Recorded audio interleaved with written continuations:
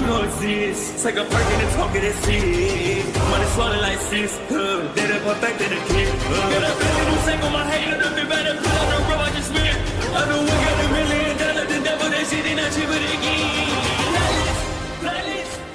Hello and welcome back, fellow anime lovers, to MangaMuse. I am delighted to have you join us once again in the world of fanfiction and fantasy. This is the first part of What If Naruto Becomes Sukuna? Smash the like, share and subscribe button for more. Also press the bell icon so that you never miss such great parts. Thanks for the introduction. Now let's dive into the world. In the land of CURSES once stood a massive structure, one that was heralded as the Blood Prison, a building so imposing that only the most ruthless prisoners were sent there for the highest of high crime.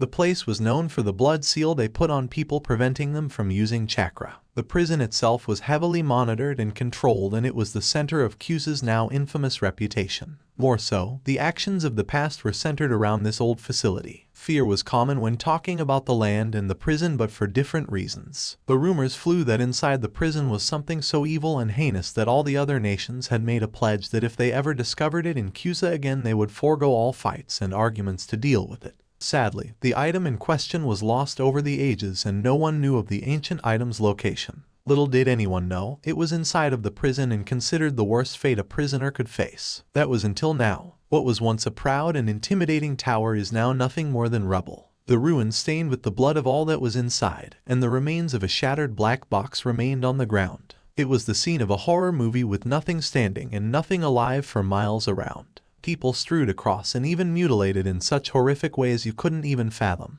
But there was one lone soul sitting at the top of the rubble. He was just sitting there with a blank expression and looking down at the remains of the dark box that was shattered into pieces and the remains of the warden that he had slaughtered on the spot. He is wearing nothing but an orange jumper bottom, and his entire torso was visible to the world. Once was marked with a seal on his stomach, but now gone for the markings that were now all around his body, each one intricately placed in a way that it led up to his face and down to his legs. The markings were nothing more than just simple lines and small eye patterns tattooed on the back of his hand.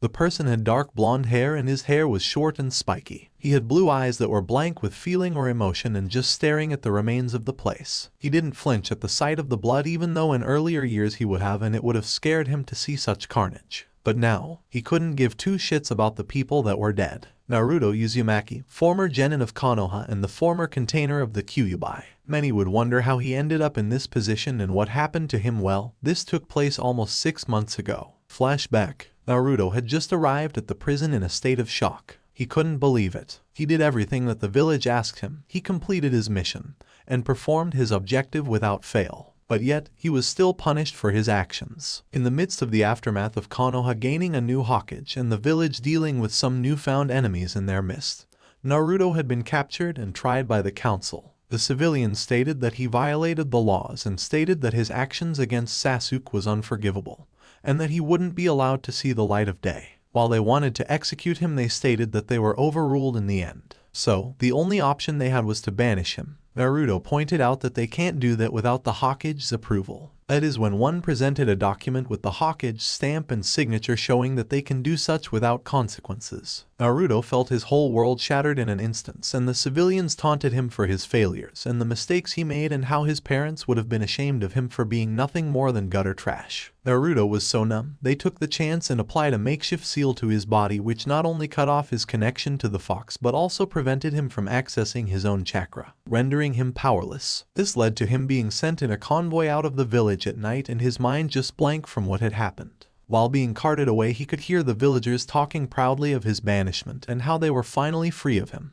Naruto was destroyed by this, and arriving at the prison, things only got worse. First, he was thrown into a cell where they told him how the blood seal worked and told him of all the work he would have to do to survive in this place, and when he didn't respond he was beaten. Shortly afterwards he ran into another inmate who quickly took the chance to initiate the new member of the prison and how to pay your dues. Naruto still scrubbed himself clean after this. Naruto over the period of 6 months had to suffer at the hands of the inmates that wanted him as their pillow buddy, while others beat him and stole his food and made his life just a living hell. If that wasn't happening, then it was the guards doing it and making fun of him being nothing more than a stupid 13-year-old idiot, and how he should have died ages ago. Over the course of 6 months he just became numb to the pain and didn't bother to fight back or argue and just wanted to endure it until he finally collapsed and died. That way at least he could say he didn't give in and he could finally see his parents again. But yesterday, he heard the warden call for him and brought him deep underground where he saw some kind of giant black box with faces on it sitting there in the middle of the room. The warden didn't bother explaining what it was or what it did. He just shoved him to the box and he was dragged inside. Inside, Naruto thought he would see death, but that wasn't the case. Instead, his shackles were gone and his pain was gone. His exhaustion had disappeared, and soon he found himself feeling better than he had in quite some time. The seals were gone and his body seemed to be just back to what it was before the council put the seal on him. Looking around the box, he saw nothing but darkness, but soon after taking a step he felt something at his feet and looked and saw that it was water. But he didn't understand. Where did the water come from? It shouldn't be inside of this giant box, could it? Naruto soon saw the world around him light up. Everything was dark red, but he saw a large pile of bones leading up to what looked like a throne made of bones. Sitting on the throne was a red-haired man with red eyes and marks on his face. He was resting his face on his knuckles and he looked on with a smile on his face. Well, isn't this interesting? Naruto raised an eyebrow. Who are you?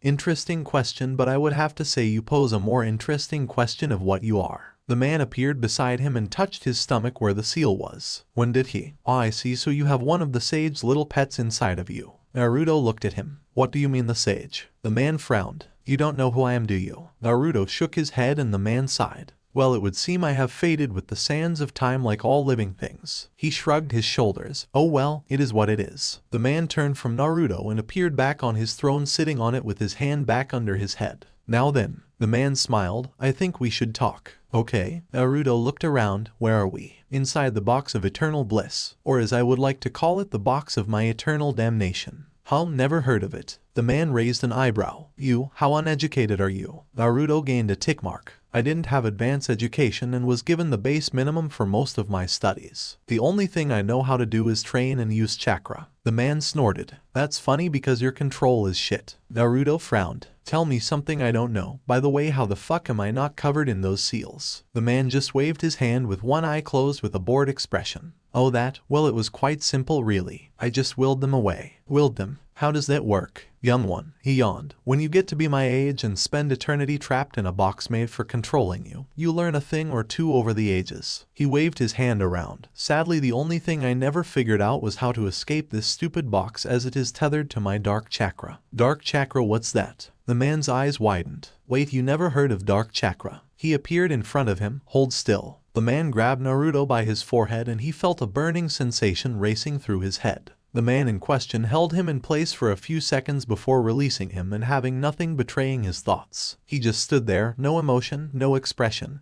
and no sign of movement. The man just stood there until he gently leaned upward and released a sigh. Hagoromo, you damn fool. Who? The man turned to the boy and frowned. Your childhood was pretty shitty, kid. Naruto frowned. Yeah, not by choice. The man shook his head. No, mostly not. But you could have challenged the status quo in a different way or actively tried to improve. Instead, you goofed off and did stupid things like doing pranks. While it did help in some manner with your training and deception, it did nothing for the areas you needed improvement in, such as control and making moves of your own. Naruto frowned. How much of his life? I saw everything, child. Everything. Did he? No, you're just easy to read, brat. He sighed. But it looks like the world has gotten weaker since my time, since there are almost no sign of practitioners of dark chakra. Without them there is no balance to power.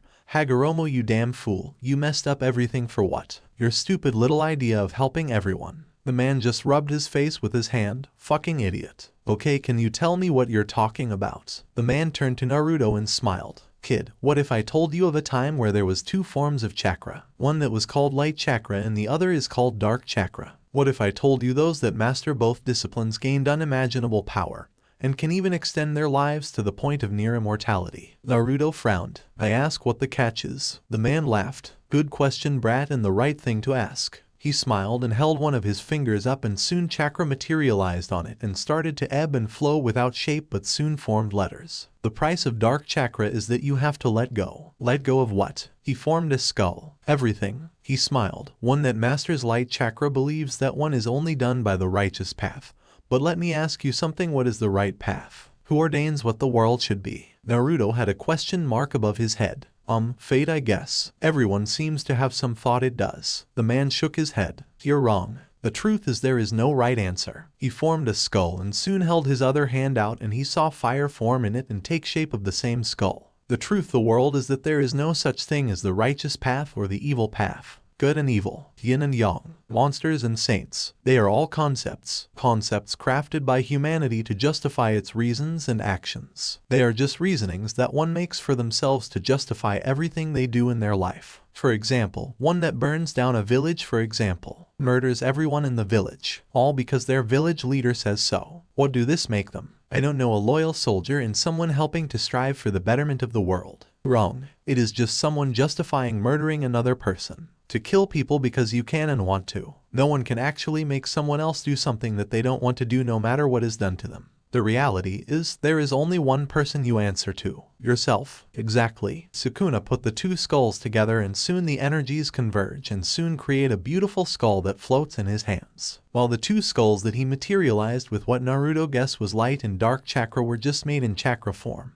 This was an actual skull. Once you fully grasp this, one can truly find their own balance with both light and dark chakra. One can attain a level of power that is viewed as godly. You attain such a feat. The man nodded and let the skull fall into his hand so he could examine it. It wasn't easy if that is what you're asking. It took a long time for me to come to these terms, but in the end I managed to complete this goal without too much trouble. Once you know how to do the process and become in tune with it, the rest becomes so much simpler. The man tossed the skull, but back to the main issue you are facing. I'm guessing you were expecting to die when thrown into this box, right? Naruto nodded his head. Well then you should have, but when I sensed your chakra and could feel the energy inside of you I knew right away you're different, so I brought you to me instead of the demon. Especially since I know for a fact that you are in Uzumaki. What does that got to do with anything? He smiled. I'll tell you in time. Asshole. Thank you. He turned to Naruto and smiled. The truth is, when I sensed your presence and your chakra and that, he pointed to his stomach, I knew that this is a golden opportunity for the both of us. How so? Simple, you want to gain power out of this world and have a teacher that really teaches you and puts their faith in you, right? Naruto nodded his head slowly. You also want to know more about actual chakra, not the shit that they are teaching you that is half-ass. Although the Rasengan is probably the most innovative of the moves you know, considering it is the greatest byproduct of pure light chakra. He smiled. But you don't know the potential that you have with dark chakra due to no masters using it. No, I don't. Then you also don't know about the potential you have in front of you.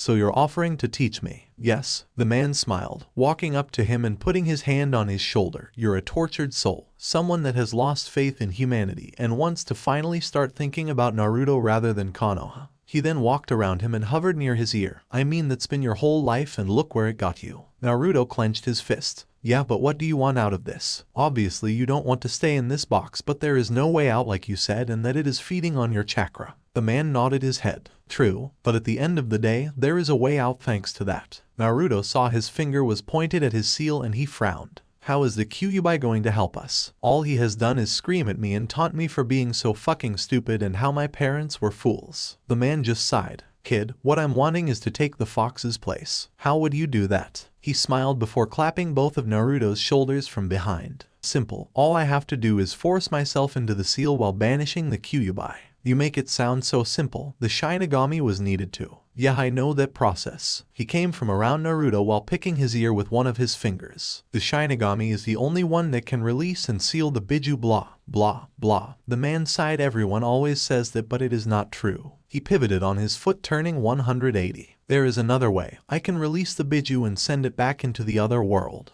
releasing it to be with the other half of its chakra. But in exchange we need something to take its place. Naruto nodded. Phew. The man smiled. You catch on quick. He clapped his hands. Yes, I would be the replacement. The good news is due to my chakra and power it would work. I might not be as endless as a Biju, but my power is more than enough to have the seal recognize me as your prisoner. In exchange, the seal would just absorb me into you over time. Naruto nodded his head, but then his eyes widened. But why would you agree to a process in which you would just eventually die after a period of time? There is no guarantee you'll get an afterlife if that is the case. Kid, the afterlife is for those that care. I honestly don't. Anything beats this. He waved his hand around. I've seen the same shit for more than 200 years.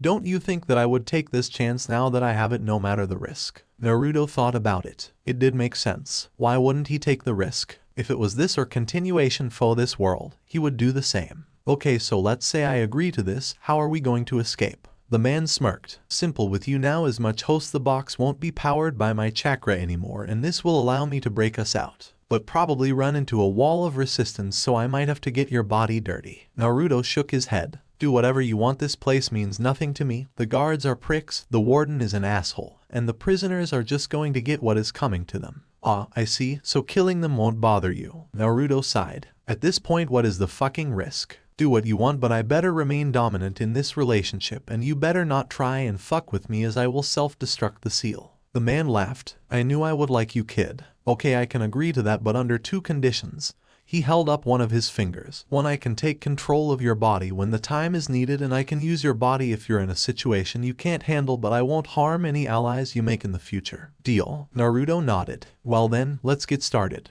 The dark sage Sukuna, ruler of the dark arts, shall now grant you power out of this world, and soon you and I shall make the world remember your name for all eternity. Naruto saw him covered in a dark aura and then he saw nothing but darkness. Flashback ends. Naruto sighed. The tattoos on his body started rescinding and Naruto could only look up at the sky in boredom. So this is what it is like to massacre a large group of people. Naruto looked at the slaughter. Don't really feel anything if I'm being honest. Of course not. After all, I did all the work and at the same time, none of this will mean anything to you thanks to the fact you didn't care for them in the first place. Naruto nodded and stretched his hands over his head and groaned. Well, no doubt people are going to hear about this, so probably should hoof it somewhere else, I guess. Any suggestions? How the fuck should I know? I haven't seen the outside world in ages. Back then it used to be clan against clan.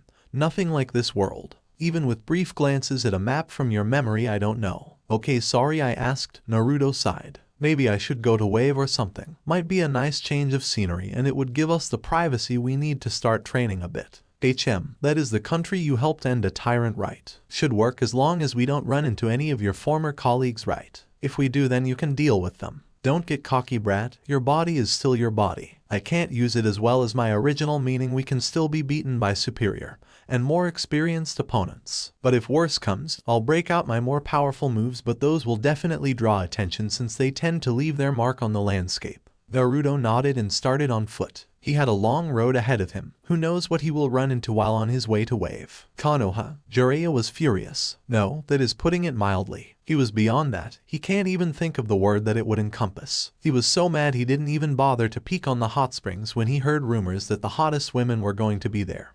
He didn't even bother writing down material for his new book. Why was he like this? One reason, Naruto. Apparently word got back to him when he came back to the village that he was gone, where he didn't know and no one was telling him shit. But he got word from a drunk civilian that Tsunade had signed off on him having his chakra sealed and sent away to prison for his actions against the Uchiha. Jiraiya heard him call his mother a whore and his father a piece of shit. Jiraiya cave in his mouth, knocking out all of his teeth and blood dripping from his knuckles. Stomping through the village, everyone gave him a wide berth in fear of what he was going to do. After getting into the tower, he walked past Shizune and without hesitation kicked open the door. Jiraiya, the kabuki white-hair ninja, glared at Tsunade, who was sitting behind her desk. Most would describe the woman as beautiful, with her monster-sized breasts, her youthful appearance, the blue diamond on her forehead, and her shapely figure that just complimented her. While normally he would make a lewd comment, he was not in the mood, and Tsunade had never seen her teammate this angry before. Jiraiya, what the hell is this about? You do owe me a new door. Jiraiya walked up to the desk and quickly threw it with one hand across the room. I'm in no mood, Tsunade. Tell me, give me one good fucking reason why you did what you did and I might just understand, but if you give me some kind of bullshit, I swear on the name of my students and his wife, I will kill you here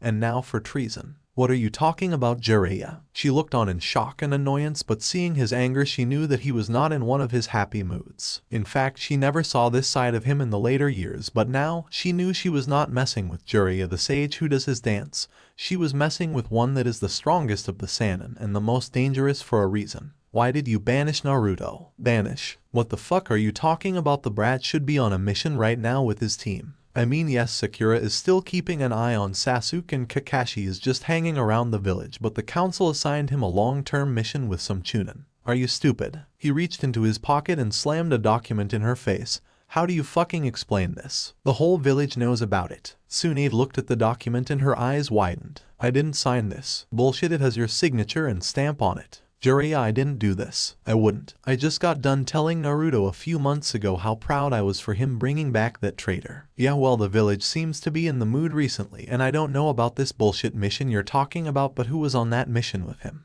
She went through the documents scattered on the floor and found it. It is some Chunin set. Jiraiya snatched it and read it before growling. Were you drunk? Huh? Tsunade, this is fake. He showed her. I know every person in this village, and the 3 names on this list aren't actually Chunin. But Tsunade fell into her chair and her mind went out for 100 miles a minute. I was busy healing everyone that I didn't have the time to really talk to Naruto. But then he stopped appearing in the village, but I was told that he was on a long-term mission and was given this form. I mean, we were swamped with things going on due to the recent attack and damages and the new contracts and allies that I didn't bother to really read too much into it. I haven't been leaving this tower in months, it feels like. Looking at the other document Jiraiya showed her and she frowned. Jiraiya, I swear on the name of my family, I didn't sign this. Someone else had to forge it. I mean, I was so busy healing people through the hospital, dealing with the Uchiha and other matters that I left most of the stuff to the council. Jiraiya groaned in frustration. The council, Tsunade, they have been out for Naruto for years. The only reason they never could get to him was thanks to Sensei,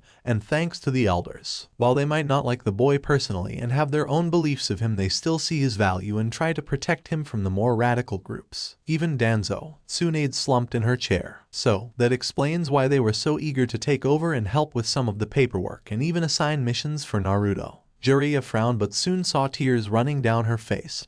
He saw real emotion out of her and part of him could sense it. She genuinely didn't know, and from the looks of it, she never signed the document. But then how did they get the Hawkage stamp and forged her signature? Oh my god. Tsunade jumped to her feet. Where is Naruto? We have to find him. Tsunade, stop. Jiraiya pushed her into a chair. If you go around announcing what happened, all this is going to do is start a panic in the village. The civilians will start messing. Naruto's friends might start finding out about his personal friend.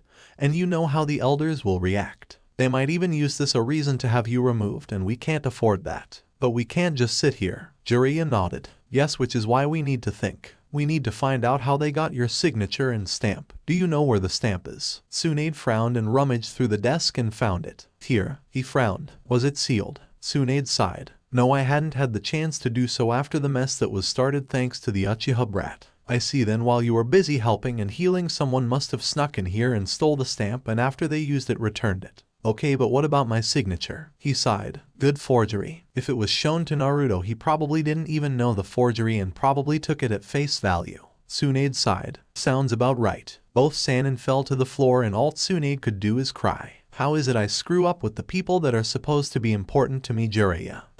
No, it is true. There is nothing now. Naruto is gone, banished, and who knows where, and I don't know who in this village I can trust anymore. She cried. I wish I knew what to do. Jiraiya hugged her and patted her back. He's alive. The Toads confirmed that since his name hasn't faded from the contract. I know this for certain. Then we can still find him. Jiraiya nodded but glared. But first we have some stuff to do before we can find him. Tsunade wiped her eyes and glared. Yeah, bring me the elders for a private meeting. It is time to fix Konoha, starting with them and the fucking council. Jiraiya smiled. Sure thing, Haim. Also, take a look at the Uchiha brat seal. I want to make sure that Orochimaru can't influence him if we can avoid it. Sure, I'll do that once we have this matter resolved. Tsunade nodded and sighed. Naruto, I hope you can forgive this foolish woman for being so stupid and blind. Naruto had managed to make a long trek across the land. After leaving Kusa, he continued traveling on foot through the many different nations in between. Naruto avoided any patrols of ninjas and avoided drawing attention to himself. He knew that in time that the Leaf would come looking for him when word got around about the destroyed prison.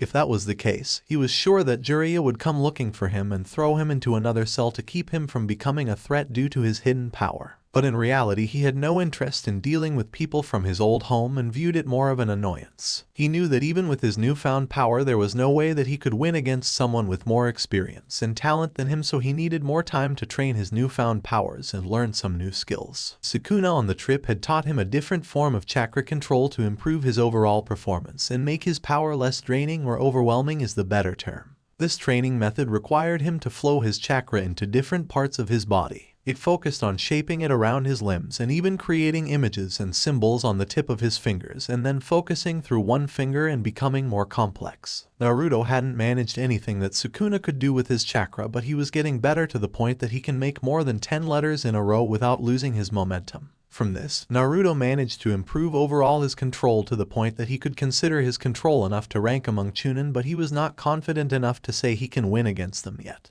But he felt like he was improving. Naruto arrived in Wave and yawned. Man, that trip sucked, but good to be back among familiar people in a familiar location. Indeed, it is good that we are back, but I have to ask, what are your goals for being here? Well, I figured we can try to scare up some time to train, that way I can get my body up to par with what is needed for some of your techniques, while we also work on starting my studies into dark chakra and light chakra. That is interesting, but I think we should work on mastering your light first, as right now you already have that down to a point, and that will make our transition through this period easier. Plus, with dark chakra there is the chance you might lose yourself to it, so it is better to hold off until we are further into our training. Okay, also I thought about visiting Inari and see how he is doing and letting the family know what happened. Might as well, I mean it is likely they might encounter shinobi from Konoha soon, and it is better to be ready. That and having a place to lay our heads would be good as well. Yeah, that too. Naruto started his way to the bridge and saw a plaque at the end of the bridge and read it. The Great Naruto Bridge, named after our savior who freed us from oppression and showed us the way to prosper once more. It would seem your impact here was greater than expected. Naruto sighed. Yeah, I guess it was. Naruto continued to walk through the village, and it was so different than when they were here the first time. The marketplace was overflowing with people. Trades were going on. People were talking peacefully to one another. Children were playing in the streets without fear, and people were just enjoying life. The atmosphere was so much happier than it ever was when they were under Goto. It was almost like they were forgetting the past. Almost. Naruto walked through more of the market and was just admiring the different kinds of stalls and the different kinds of trinkets that there were here and there. But he didn't have any money, so buying anything was out of the question, but he could at least admire some of the craftsmanship of some of the weapons, clothes, and even the fancy jewelry that was being sold. Naruto could only smile at the sight, but soon felt something hitting his back and turned around. At his waist was a small bow with a hat on his head.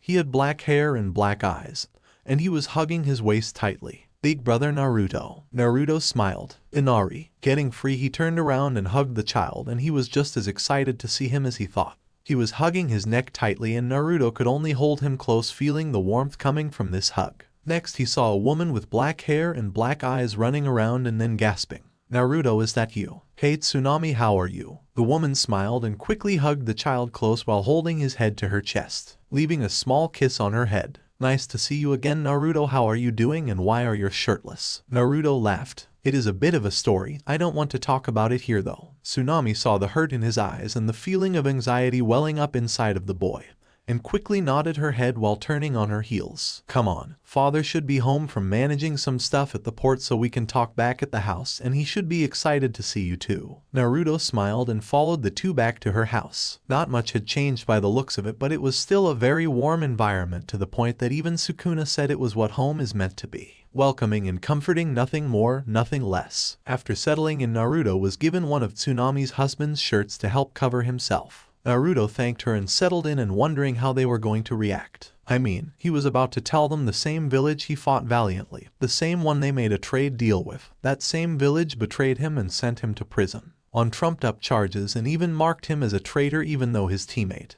who they met, was the one that ran out of the village. How would they react? Naruto wasn't sure, but he was sure that no matter what, he would never hold this back on anyone if they didn't believe him. I mean, he did this to himself, and he praised the village for everyone to hear, and now it was coming back to bite him on the ass. Relax, brat. People change, things change, nothing ever stays the same forever, trust me, I would know. You stayed the same person that you once were in that box for all this time. Naruto soon saw an old man walking into the house, and he smiled. Hey brat, good to see you. Naruto laughed. Yeah, good to see you too. I hope you don't mind me being here. Not at all, brat, we owe you big for everything you have done, but where's your team? I mean, did they just send you? Now that I think about it, where is the headband you ninja love so much? Naruto frowned and clenched his fists and sighed. Inari, Tsunami, you guys might want to come in here, as I don't want to repeat this. The two nodded and joined him and Tazuna in the living room. There he recounted his story from the time of the exams to when he stopped Sasuke from running, and even mentioning the point where he was sent to prison.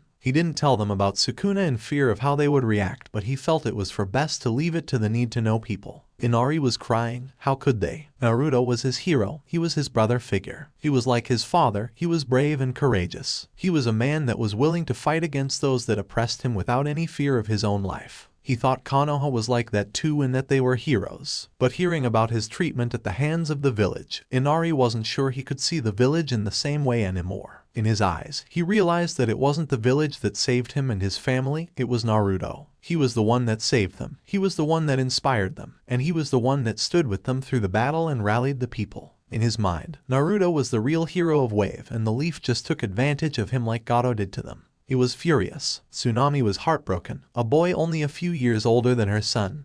He was treated so terribly. He was done dirty in a way she can't describe. She couldn't help but cry, his pain and suffering. It was all too much for her. When he talked about his time in prison, he didn't say it, but she could see him shake slightly. That was something she saw in those that were raped, those that were abused, ones that were beaten and mistreated. She knew for a fact Naruto had suffered sexual violence while in prison and no one saved him. This horrified her to know that he lost any ounce of innocence due to the village seeing him as a monster and wanting him sent away. She just can't fathom how he survived. Tazuna, on the other hand, he put his bottle on the table. He just didn't feel like drinking. He felt like vomiting. The hypocrisy wasn't lost on him. Originally, the team was going to abandon him and leave him to the wolves. It was Naruto that motivated them to actually continue on the job and try to protect them. Even though he did lie about the mission and didn't have the money to offer them at the time that was appropriate. He knew that the boy probably did it for his pride, but he also knew he wasn't going to abandon him or this mission. Tazuna then saw how he came to their home, and after seeing him, he noticed the stark difference between him when he was in Wave to now. He was more mature, his mind was sharper, and he was more closed off. He wasn't sure why, but he knew something happened and he didn't want to look into it or talk about it. But from the look on his daughter's face and the stories he heard about prison, he got a pretty good idea of what happened. If he could, he hang everyone that was at that prison for daring to harm an innocent boy. But that raised the biggest question: why was he here? Naruto, turning his head to the old man, why are you in Wave? Dad, he has nowhere to go. You're acting like we should just throw him out or let his village know about his location. Inari glared. No way, those assholes did this to him and you want to do him like they did. No way, Grandpa, I won't allow it. Tazuna waved his hands. Wait, hold on, that's not what I'm saying. He coughed. What I meant was there any reason in particular you came to Wave? I have problem him being here and hiding out as long as necessary. But I just wanted to know if there is some kind of secret objective he is looking to accomplish. Naruto sighed. Honestly, this is one of the few places I could get to without trouble, and I felt it was safer here than anywhere else. Word would spread in other nations quick about my appearance, and I can't afford that. I need time to train, to recover, and to evolve. He held out his right hand and clenched it. I was too prideful. I thought I could take on the world just with the confidence that I could. But I was a fool. I suffered for my pride. He rubbed the scar on his chest. It almost cost me my life. I was lucky he missed by a few inches, but that won't happen again, and I can't bet on luck that it will happen again. Naruto sighed. So, I needed somewhere quiet and peaceful that would allow me to train without interference and allow me to grow my skills to the level that they need to be. Tazuna nodded his head and smiled. Well then, it is no trouble to me that you stay with us. After what the Leaf did, as soon as we pay what we owe, we will terminate our trade agreement with them. He snorted. We have alliances coming in from other minor nations and even the Land of Iron. Soon we won't need the Land of Fire's protection when we have other nations willing to come to our aid and fight for us. Tsunami nodded. Plus we have some of those people from that other continent living here now. They offered to help protect us if something was to happen. Naruto raised an eyebrow. Other continent. Tazuna. Tsunami, what do you mean other continent? As far as I knew there was only the elemental nations. No one has ever mentioned other continents out there in the world. Tazuna nodded and took a swig of his drink. You would be right, but I heard an interesting rumor floating around a few years ago. Apparently there is another continent about 3 months' sail away from here. They are supposedly a nation similar to ours, but they are in the midst of a giant war that broke out between one nation against the other nations. Lately more and more people from those nations have moved into Wave and settled down in our little nation. Most of them are ex-warriors or people that did use weapons or other tactics and are looking for a peaceful place to sleep. They have become shopkeepers, traders, and warriors for our village to help safeguard us from bandits and invaders. Naruto was amazed. There were people powerful like that outside the elemental nations. What can they do? Tazuna laughed. One of them could control fire without doing those fancy hand movements that you ninja use. Really? Naruto raised an eyebrow. That is impressive. How easier would his life be without having to use hand signs to create jutsus? In my time I created techniques with either a single hand sign or no hand sign at all. In time you can learn to do something like that as well. But this talk about nations without hand sign users is intriguing to me. I think it would help if we look into some of these people and learn more of this new land. Maybe it can be a new beginning if we ever need it. Naruto nodded his head. Agreed, but for now we should get to work on training. So, I'll excuse myself and we can go see my friends and then begin. Very well, but I want to meet these fighters soon. Naruto got off the couch. Well, thank you all for the hospitality, but I would like to get some training before the sun goes down. Alright, but please be back before sundown, Naruto. Naruto smiled at Tsunami. Understood. Naruto left the house and sighed. That's a mother's care, huh? Interesting for sure. Naruto proceeded to walk away from the village and further out into the outskirts. There he found the spot he was looking for, but what was going on there made his blood boil. In the opening was the grave marked with a white mask with lions on it, and another grave that was marked with a big sword that was buried with the blade in the ground. However, there was someone there with a group of men. They were trying to remove the blade from the ground and struggling to accomplish this goal. Sukuna, I need to kill these men. Calm down, brat. Killing them will prove pointless if we don't know who they are. We should at least try to capture one of them alive so we can find out why they were trying to steal the sword. Fine, but you do it. I don't think I'm strong enough to handle all of them still. Right? Better safe than sorry. See, you're learning. Naruto closed his eyes and the markings appeared on his body again before they opened and showed red eyes staring on blankly. Walking up he shouted, "Hey bastards, I would step away from the sword." His voice was deep and regal, making the men by the sword turn. Most of them were terrified at first at the voice, but seeing the person, they just laughed and scoffed. The one with the sword smirked arrogantly. "Hey brat, why don't you go piss off before I take this sword and cleave you in half? Don't know you who I am? A deadbeat? No, I'm the legendary bandit known as Gojo. I'm the man that slayed the might Zabuza Mamachi, and this blade is mine by conquest." "Yeah, you tell him, boss. No one should stand against a man that defeated the demon of the mist. Fool will get killed for sure." All Sukuna could do at this point was release a small chuckle before breaking out into full laughter. He was laughing so hard tears were rolling down his cheeks and he couldn't help but feel elated. "You dumbass, I know one thing for certain." A dark ominous aura started to form around Sukuna. His body was starting to glow with dark power, and all they could make out was his red eyes staring straight at them with a sadistic grin plastered on his face. "You've signed your death warrant with that comment." Putting his hand up in a half prayer he smiled. "All of you can enjoy the afterlife." The men were frozen by the aura, but they screamed in fear and tried to run only to find their bodies falling to pieces. An explosion of gore raged out and soon the man trying to pull the sword screamed and ran, forgetting the blade in the process. Sukuna sighed. Well, that was pointless, so he was just your garden variety of a thief. He looked at the blood and with 2 fingers swiped through the air in a sideways movement. The blood soon was pulled off the grass and floating in the air. The blood converged on one point, forming a giant ball of blood floating in midair. Sukuna stared at the ball and with a snap of the 2 fingers, the ball vanished. All clean and ready for our lesson. The tattoos vanished on Naruto's body before his eyes turned blue. Geez, that never gets easier. Naruto held his head and could feel the ringing sensation going through his mind, and just trying to center his balance was proving to be a challenge. You grow used to it the more we do it. But for now, without dark chakra you will not respond well to the swap.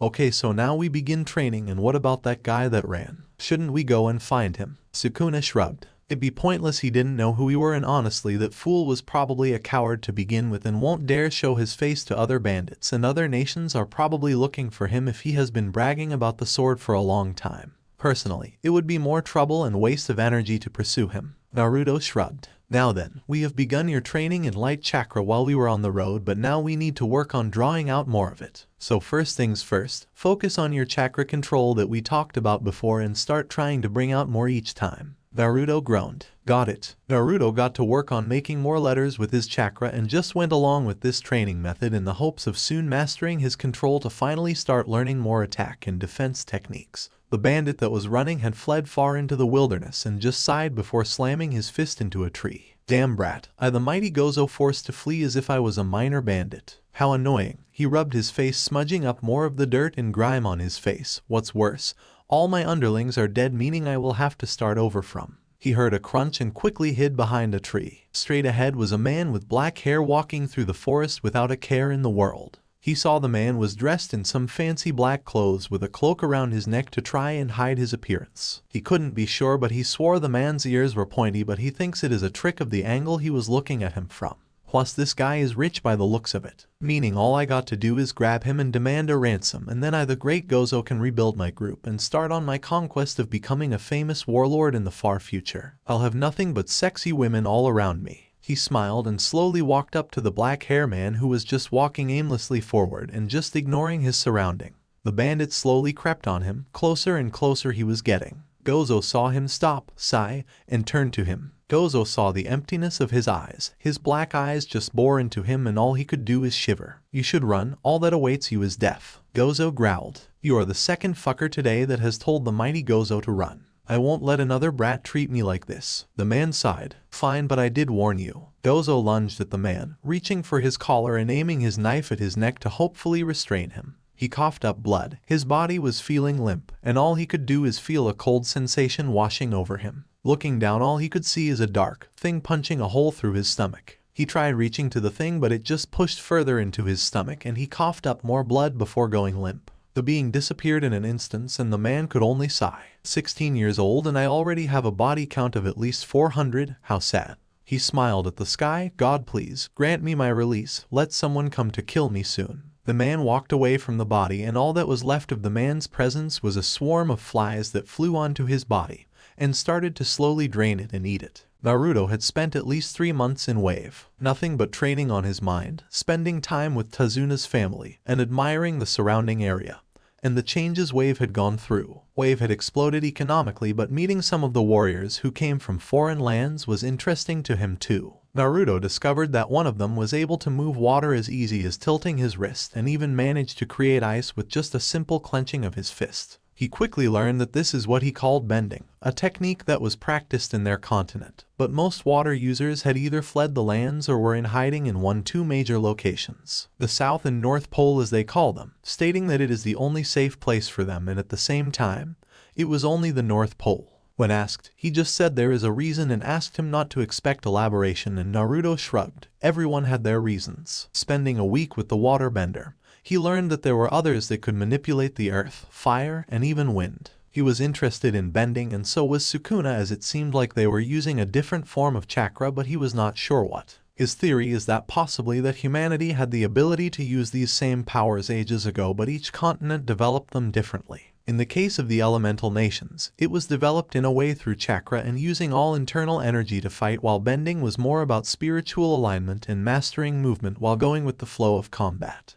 But hearing that some are born without bending and that it is rare for someone to even have the bending skills outside of their main element is unheard of, except for one figure that they referenced as the Avatar, who was said to be in tune with spirits and that they can use all 4 elements. The last one disappeared over 100 years ago and stated to be still gone and expected to be dead since all air users were wiped out by the Fire Nation. Sukuna scoffed and said it sounded like there was more to the story, but it was clear that the history would not be told by those that were wiped out or those that were attackers. History is written by the victors and life remembers the victors as they are portrayed. Naruto didn't fully grasp this at first, but he did understand after looking at the history of the elemental nations and the situation with his old village and how they are made out to be heroes and godlike people. He quickly realized that humanity is seemingly capable of great evil and corruption even with the most honest intentions, and he had no issue dealing with those who dare get in his way. But he still wasn't sure what his alignment is. Dark chakra is corrupting, as Sukuna drilled into his head. So if this is true, that means it'd be like using the Kyuubi's power again, but this time it be his own, and it could drive him mad or even change him. The last thing he wanted was to hurt the people around him, but Sukuna informed him that he would stop him if that happened. However, he knew Sukuna wouldn't stop it forever, so he had to make sure he is ready for when it does come, and he is on his own again. Studies in light chakra, however, were progressing. He found that learning the chakra control exercises easier, and that he was starting to find his own groove, as he said, and starting to flourish under his teachings. Sukuna explained to him that light chakra is always easier to master, as this is the one that most people are exposed to the most, while dark is harder to master and more times than not twists people in their minds. Naruto understood, and thanks to Sukuna, not only was his control better, but he even started progressing on his elemental studies. He studied fire and wind first. Sukuna stated those are probably the most flexible elements that they can study, as earth is rare, and harder to master without a solid foundation, while water and lighting are more chaotic and dangerous if not controlled properly. So using fire while alone, he only risks hurting himself or burning down a tree, while wind is more about cutting and dicing people. During this time he learned to call on the flames without doing hand signs, but it takes more concentration. But with one hand sign he can breathe out the flames and the technique can spread into wider ranges. Wind, on the other hand, was a different matter and something he was having difficulty mastering. That was until he met someone who was a master of manipulating the air. Flashback. A man dressed up as a monk in an orange robe and red sash stood there with a smile on his face. Your control of the wind is abysmal. I know. The man laughed before he did a small movement with his hand and formed a ball of air in his hand. You know, you're trying to control something that can't be controlled. Nothing can dictate the wind, nothing can stop the air, and nothing can make it bend or break. Much like water, but wind can't be contained in anything. Even the greatest techniques can't completely suppress the power of the wind. Naruto sighed and turned to the monk. Then what do you suggest? How should I look at this? He smiled, and with a swipe of his hand the ball of wind left his hand and slammed through a tree, leaving a good-sized hole. You must learn to let go of the need of control. Naruto frowned. I don't get it. He smiled. You will. Come and see me when you figure it out. The man began walking off and Naruto just rubbed his eyes. That was no fucking help. Sukuna told me the same thing, but this is just so confusing. Naruto collapsed to the ground and looked up at the sky that was starting to change from blue to orange to match the setting sun. He felt the cool breeze on his face and noticed that it had the smell of the sea in it. You can't control the wind. I guess it makes sense. I mean, the scent of the sea is carried on the wave of the Y. Naruto sat up and his eyes widened. How stupid. Why didn't I think of that before? He stood to his feet, taking a deep breath. He then focused on wind release with his hand in a ram sign. The wind soon started moving around the tip of his fingers, before he raised up his fingers and slashed it at the tree. The wind dashed to the tree and it cut through just enough to make it fall over. I did it. Naruto ran off from the training field and planned to go and talk to the monk as he owed him for helping him see what he was missing. Flashback. Naruto, after thanking the monk, he started studying more diligently on his manipulation skills and learning that sometimes he needs to relax and take breaks in between training to help clear up his mind. If something isn't working, then you have to step back and come back to it later. After all this training, Naruto was confident that if he fought Sasuke again with his curse mark and pure ninjutsu, he could win and prove his strength against him without relying on Kyuubi chakra. However, the problem now was training in hand-to-hand, and while Sukuna gave some tips, he didn't have a good sparring partner outside the benders. They didn't want to get involved for fear of being found out by potential spies and enemies and just wanting quiet lives. Naruto decided then to find someone in the village that was a better fighter than him, and it turned out to be this young woman that was about her 20s and had long black hair tied in a braid going down her back. She had a smile on her face when he asked for her help, hearing she was good in hand-to-hand and some weapons. The woman was going to charge him, but hearing that he was the hero of this nation and just wanting to better himself to protect himself and those that he is close to, she reluctantly agreed, but did ask that he pay for his lessons when he gets the money. Naruto agreed and soon started his taijutsu training. He learned the woman specialized in a fighting style that focused on specific points of the body and can leave someone immobilized no matter how much muscle they have to bypass. Naruto was curious and asked her the origin of the fighting style. It was designed to take down benders, since they are troublesome to deal with. This style focuses on the point of the body that would allow them the most flexibility and mobility in a fight. But at the same time, they even took it a step forward and found ways to remove people's ability to move and fight and even talk. If one is talented enough, they could even stop someone's heart or their brain from processing information. Naruto had come quickly to learn this after she flattened him quite a few times in their sessions. When not working on his elements, he was sparring and learning this new style, and how to make it his own, as he wasn't sure he can fight like her. She stated that was fine and that others have found ways to use this style against benders in different formats. He just had to figure out how he can use it. Naruto did for the most part, still using 2 fingers to hit someone's nerves and the points on the body that produce both kai and chakra. But he still hadn't mastered enough to deal with his teacher without eating dirt for it. Ultimately, his training was proving fruitful. On the 6th month, that is when something happened. A new crisis emerged in Wave. Naruto was sitting at home with Tezuna's family and he came in sighing. What happened, Tezuna? Bandits, they are becoming a problem again. Naruto frowned. Have you put in a request for help? He nodded his head but growled. Some of the nations are demanding better trade deals and us to cut out other traders and give up people of prominence in order to ascertain their help. I told them no and they turned me away, stating they wouldn't come to our aid. Naruto frowned. Is this a big bandit threat? Yes, some of the scouts have reported at least 200 of them, and while I'm confident worried, Naruto figured that be the case. Missing nin can run the gambit of being just minor threats that no one takes seriously to those that can be a legit threat to the village and other nations if left alone long enough. He only knew about 3, 4 if counting Sasuke, Itachi Uchiha, the older brother of Sasuke and the man that came after him with Kasama Hoshigaki. The monster of the mist, as Jiraiya called him. Finally, he knew of Orochimaru, the snake that attacked Konoha and murdered the third out of pure spite. Naruto wanted to kill him more than anyone, but Sukuna told him in time he will. Naruto pulled his thoughts away. Any reports on who the missing nin is? He nodded his head.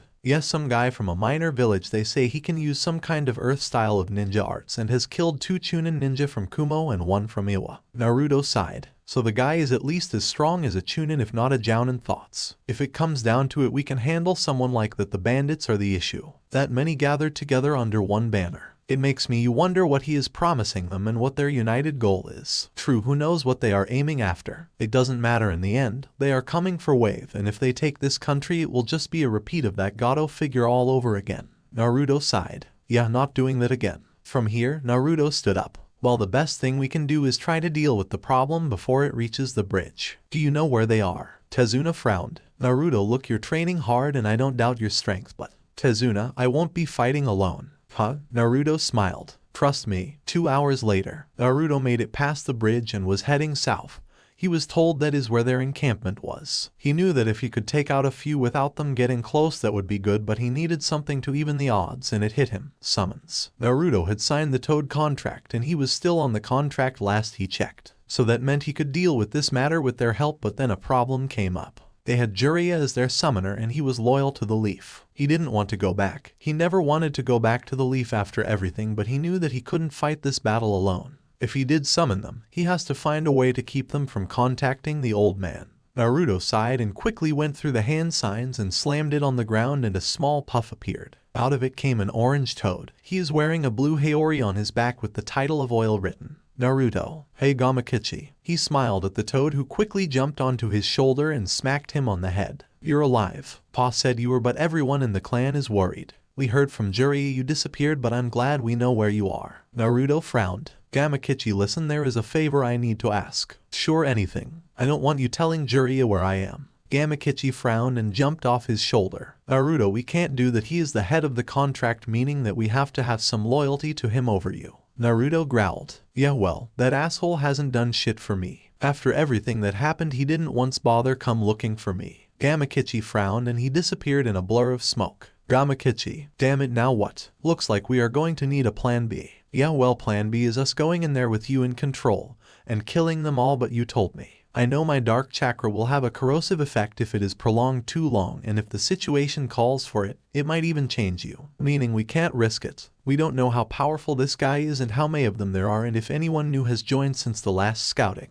A plump of smoke appeared again, and Naruto saw Gamakichi standing there with 2 more toads. An elderly green toad holding a staff with a beard going down his face, and a female elderly toad with purple and white coating and carrying a staff. Gamakichi, what the? Relax, bro. I brought the elders to talk to you. I think it is best to tell them why you don't want anyone contacting you. The green one hopped over. I look at you, Naru-chan, you look strikingly like the 4th. Naruto frowned. Never heard that before. He shook his head. Look, I don't have time to give my life story, as I'm kinda in the middle of trying to save a village from being attacked by an unknown amount of enemies without Jiraiya finding out I'm here. Gamakichi mentioned that. The green toad frowned. Why is it you don't want him finding you or the Leaf knowing where you are? Look, Naru-chan, please. He smiled. I promise on the title of Elder of Toad Mountain I shall not speak a word of this to Jiraiya, but I need a reason that is sound. If you do this, we the toads will help in your attack on these bandits. Naruto frowned. It is going to need to be the short one. I don't know when they are moving and they'll be coming this way.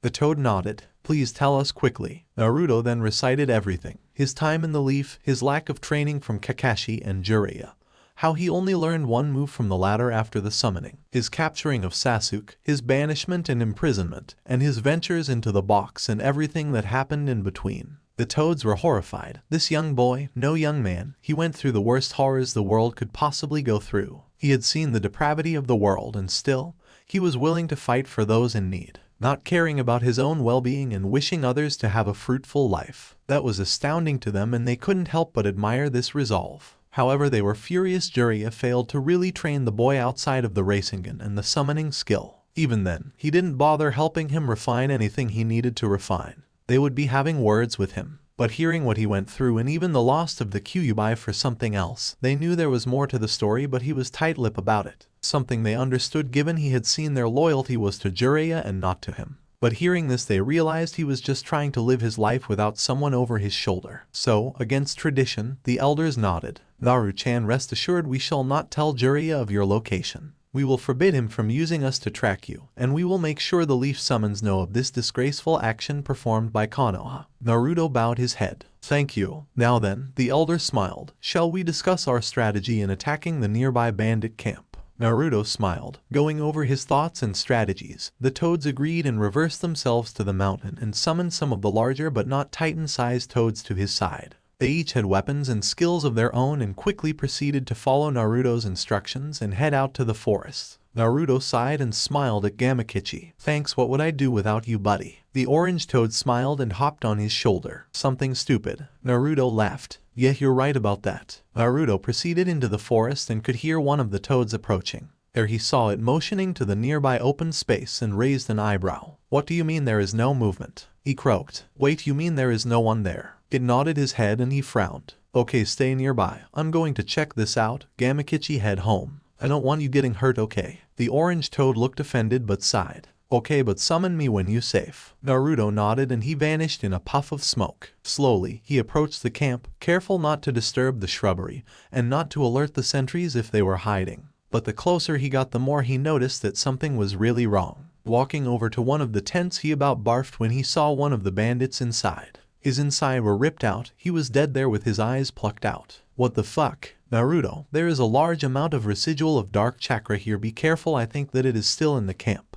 Naruto nodded and slowly began trekking deeper into the center of the camp. There he saw nothing but bodies left and right. People strung up, bodies obliterated and their guts sprayed all over the ground, and even he swore he saw dark marks all over the place, as if something was just dragging itself across the ground, but he wasn't sure. Reaching the center, he saw that the main camp built around this bigger tent, but he saw it was torn to shreds and on fire, while the rest of them nearby were in similar conditions. Blood was smeared all over the ground and he made out some of them being the men leading the group that were described by the scouts. What the fuck? Impressive, no? Naruto stood up straight and turned around, seeing a man emerging from one of the burning tents holding one of the bandits by his throat. He gave a small smile. Sorry, let me deal with this first. He gripped his hand tightly, snapping the man's neck. He dropped the body and walked slower to Naruto. He quickly took a stance. Who are you and why did you wipe out everyone here? He smiled. I'm no one. Just a man traveling the land for a solution to my problem. As for why I killed them all, they were simply in my way. Naruto frowned harder and could sense the dark chakra around him.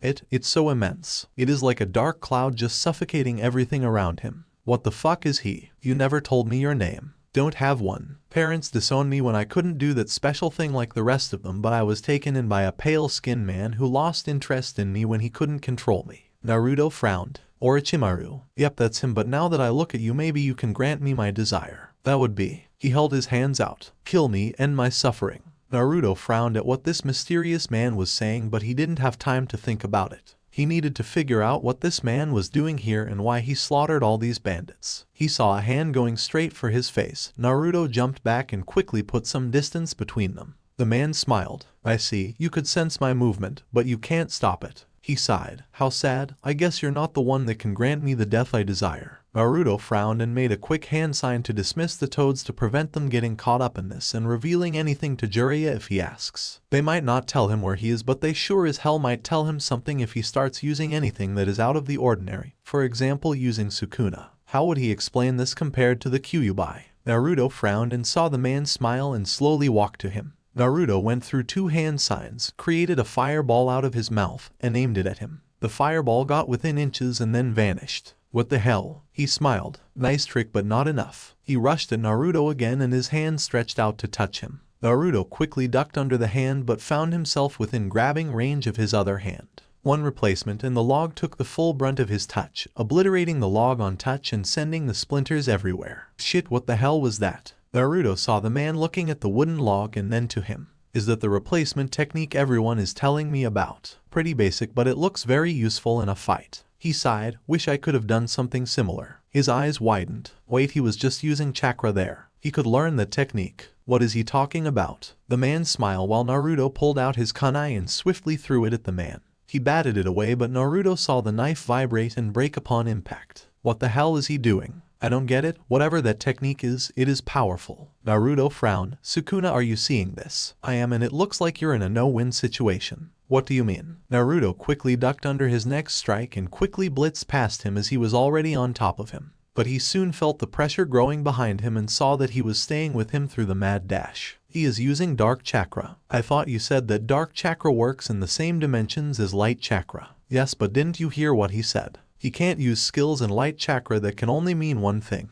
He has no light chakra alignment, meaning most techniques related to those that use it are impossible for him. So you're basically saying he can't use ninjutsu and alike. Not from this day and age. But that is beside the point. You're in over your head with this one. Naruto switched again and appeared behind the man and quickly went through one hand's side and soon held his hand out, sending a giant gust of wind. This sent the man back a few feet, but he quickly retaliated with a brutal punch to Naruto's face, sending him flying backwards. He appeared above him and threw his hand downward. The ground is all he hit, with it cracking in waves due to the impact of the move. No shit. Look at that, what the fuck was that? Don't know, might be a byproduct of dark chakra in his body. Wait, you're saying this is possible? That he gained some kind of unique bloodline thanks to his dark chakra? Possibly, but I won't know for sure until I fight him, so would you mind if I took over? Naruto stood in front of man, who frowned. Sad to say, you're not strong enough. Naruto smiled. You're right about that, but I know someone that is. Who? He saw him close his eyes and soon strange markings started appearing on the boy's body and on his face, and when his eyes opened he had red eyes and sharp fang-like teeth. Now then, he had a deeper voice. Shall we continue where we left off? He picked his ear with his finger. I don't think this will be much of a fight, but I can see your dark chakra is stronger than average, and if I'm guessing you might have a large amount of it on your own. Yes. The man frowned and quickly rushed to the transformed teen. He raised his hand out and aimed for his chest. This is how it always ends. Someone touched by me or get close to me, they die. I have to die to stop it. To stop the pain, to stop the suffering. It is the only way. If you have a death wish, take it to someone else. His wrist was being held by the teen in front of him with his eyes blankly staring at him. How? It is quite simple. If your palm doesn't touch me, then you can't do that little technique of yours, but I on the other hand. The man released spit being sent backwards into one of the tents, tearing through the other side, and hitting one of the trees with a massive thud, causing it to fall over. Don't need to worry about that little skill of yours, considering if I stop your hand there is nothing to worry about, but I did notice. He rubbed his fingers on his chin. You seem to be only using that left hand of yours for offensive means while the right one is used for defense. He smiled. So that leads me to believe that one is a shield in a sense and the other is a sword, correct? The man frowned and slowly rose up from the kick. You're quite perceptive. I guess I understand why the teen would let you take over his body. Tell me, you called it dark chakra, yes? Does this mean it is the reason I can't use normal chakra moves or even use my family's bloodline? The man raised an eyebrow. Your bloodline? He rubbed his chin further and slowly walked up to him, but the man rushed, only to find his head pushed into the ground with the man holding his face with his right hand. Nice try. The kid tried that too during our meeting in his mindscape for training and it failed. How stupid do you think I am to get distracted in the middle of a fight? Sukuna raised his fist and slammed it into his chest, causing cracks to form underneath, and the man to spit out blood covering parts of Naruto's face. Interesting. Sukuna jumps back and sees the man slowly get to his feet. His raised an eyebrow, seeing the dark cloud forming over him. It starts to move over to his head and his body, and soon he heard the sound of popping and him grunting. So you can heal. The man frowned. Yes. Sukuna shrugged his shoulder and held his hand out, forming a Rasengan in his hand. It astonishes me how my host was able to recreate such a powerful techniques and not realize the potential lethality of this move. The man rushed at Sukuna, who immediately met him halfway and slammed the orb into his face, and soon all that could be heard was the sound of crunching bone and the griddening noise going through his skull. The man flew backwards and hit another tree, and this time went deep into the tree and slumped over for a second. He groaned. The pain was immense and he was trying to slowly remove himself from the tree. But Sukuna sighed. Your power is impressive, but sadly you have no control. He walked up to him and put his hand on his forehead. Now let's see why you want to die so bad. Sukuna found himself standing in a dark void with water at his feet and frowned. Great one sewer for another. I swear I can't get good housing these days. He sighed before turning to see something moving. So, you're the source. The being groaned and growled before screeching, making the entire area shake. Sukuna stared at the being and yawned. So is that just your form of intimidation, or is there an actual strategy with this move? The creature roared once more and it released some dark tendrils at Sukuna, who just stared it down, and with a swipe of his hand the tendrils faded. Weak, that's all you are. I mean, I get you're a thing of dark chakra, but the reality is, you're not that impressive on your own. Without your host you're nothing. The beast roared once more and this time took a more humanoid form of a dark being with black horns and red eyes, with it growing black wings behind it. The creature showed a pair of fangs in its mouth and rushed him, but it found it couldn't move. Looking around, the creature noticed that its legs were grabbed by the water and held in place, but it quickly dispersed and flew to Sukuna. He quickly batted its attacks away and soon placed one hand on its face, and the creature disappeared in a blur. How weak, he sighed. Something like that is no threat to me. The creature emerged from the darkness, but he narrowed his eyes with a smile. I see. He caught the creature by its face and soon the creature struggled to disperse itself or free itself from his grip. Sukuna gave it a wag of his finger. So sad. Too easy to predict and too easy to handle. Oh well, he shrugged his shoulder. I guess in the end you're just a parasite. The creature screamed and was soon covered in a bright white light and soon vanished. Sukuna turned his head slightly. So, what did you think, kid? Out of the shadows came the man from before, but instead of a blank expression on his face he had a shocked expression. How did you defeat Satan? Satan? Sukuna scratched the back of his head. Kid, that thing was all you. You lie. I don't lie, kid. That is for people either aiming for a goal or to numb the pain that they are feeling through the day. The man looked. So that was manifested by me. Sorta. Sukuna walked around him and looked around the empty space. In truth, your dark chakra created it during certain stress points in your life. Meaning that when you were in situations that caused immense stress, your emotions manifested it as a way to handle the excess chakra that had built up inside of you. At the same time, it formed a more antagonistic form as a way to counter anyone that dare to harm you or provoke you in some way or another. He looked closer at the boy. It is also the reason you became able to heal from some of your injuries. Thanks to the dark chakra, it manifested not only your ability but also the power to heal thanks to the excess nature and your desire. Meaning you didn't want to hurt anyone or get hurt, meaning you don't really want to die. But then why? Why can't you use normal shit like others? Probably due to the fact you have no light chakra at all. Some kind of birth defect from generations of inbreeding or just plain luck. Not sure, don't really care. But there is something you should know. He walked up to him and frowned. You have to train now to learn control. If you don't, then the same problem is going to manifest again.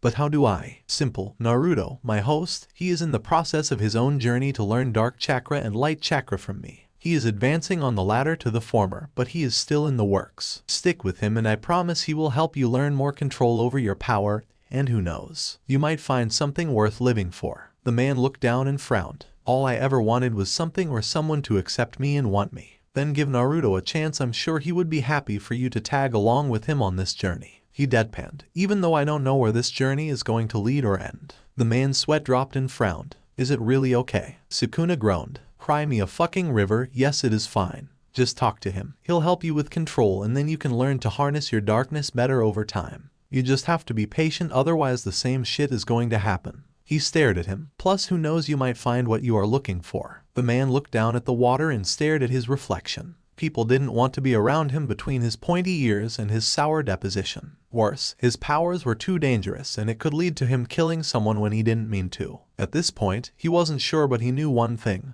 Nothing ventured, nothing gained. Okay, I'll try. Sukuna nodded his head and sighed. Alright, when we leave, Naruto is going to be in control again. Talk to him and hopefully you can square shit away. The man nodded and soon they exited his mindscape. Back in the real world, Naruto's body lost its tattoos and his eyes returned to their normal shade of blue. Huh, so that was fun. The man frowned. Yes. He bowed. I'm sorry for the trouble. Naruto waved his hand. No worries, you are strong, that is for sure. I hate to admit it, but you caught me off guard quite a few times. Not only that, but your skills are top notch. It'd be nice to have a sparring partner of your caliber around. The man coughed, hiding his smile. Sure. Naruto laughed but frowned at the surrounding. Well, might as well get started on the cleanup. Last thing we need is random people stumbling on these bodies. The man nodded and they began their cleanup, knowing it was going to be a bit of an afternoon and longer, with him having to explain the man's presence to the family. He hoped it didn't get blown out of proportion. Konoha, Suan, was sitting at her desk annoyed. Ever since she found out she was tricked by the council and how they were basically responsible for one of the biggest form of treason, she was having nothing but more headaches left and right.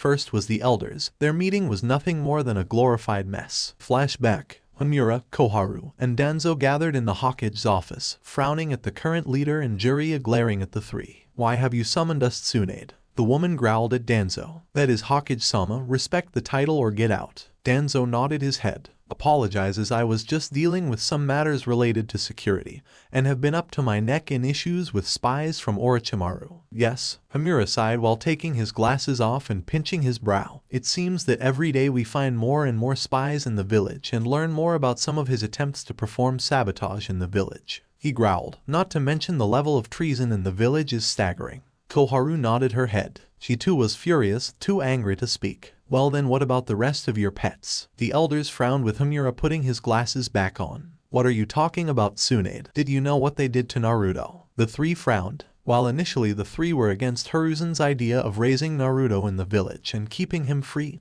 and loving, they had somewhat come around to the idea. Even Danzo, who would never tell Hiruzen this even in the afterlife, but he did come around to his idea. Naruto's loyalty was absolute. He would do anything to protect Konoha and its people. Hiruzen had shown him that one must find their own path, and while his time in the academy was not great, he knew it was not his fault entirely. The teachers there were corrupt and hating him for the Kyuubi, not realizing the importance he played in the village. Shortly after his graduation, he had removed several teachers through some information he learned about them and even had some imprisoned. Everyone except for Iruka, who at least attempted to fix the mess, but the damage was done, so he left the man alone. At least he proved he was loyal to the village and the people rather than his own ego and selfish ideals. Danzo, contrary to what many thought, he did want the best for Naruto and wanted him ready for anything, as he feared for the what-ifs on the horizon. The unknown always terrified him, and while he did admit that his idea of turning Naruto into something like his root was a bad idea, he couldn't deny that this was not the best result either. Then he heard about some kind of mission that he was sent out on with some Chunin, but for the life of him he couldn't find a name for this team or Naruto,